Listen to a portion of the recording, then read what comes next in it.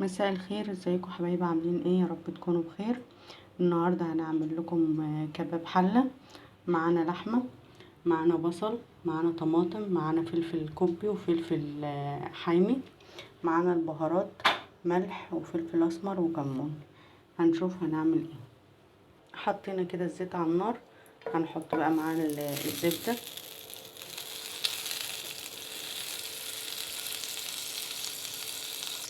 الزبده كده ساحت مع الزيت، هنحط بقى اللحمه بتاعتنا.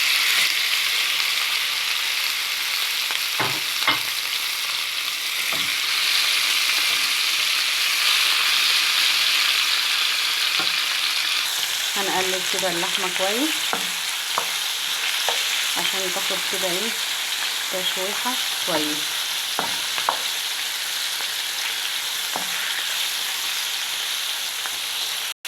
وبعد كده ما تشوح معانا اللحمه، هنحط بقى البصل بتاعنا.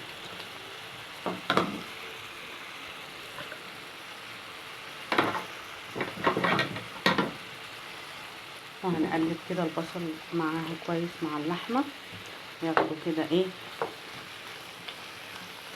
5 دقايق كده مع اللحمه، يتبلوا كده كويس عشان نحط حاجات بتاعتنا.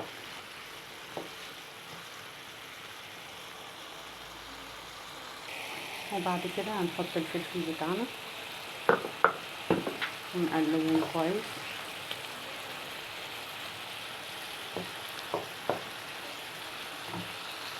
هنحط الطماطم بتاعتنا نقلبهم برضو معاه كويس جدا.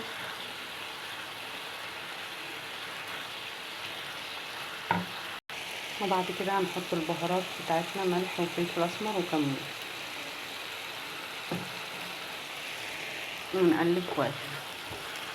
طبعا الريحة خطيرة، الحاجات دي اللي بتتعمل مع بعضها بالطريقة دي هتعجبكم جدا. وبعد كده بقى هنحط كوباية مية،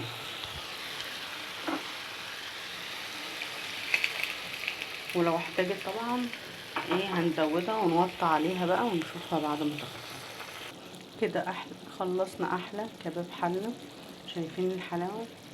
شايفين؟ تحفه وطعمها خطيره. جربوها هتعجبكم قوي. ونحطها بقى في الاطباق بتاعتنا.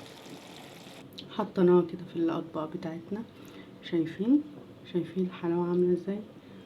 دايبه كده، طعمها خطير. هنعملها بقى مع عيش، انا عملتها مع رز اهو، اللي انتوا عايزينه بقى.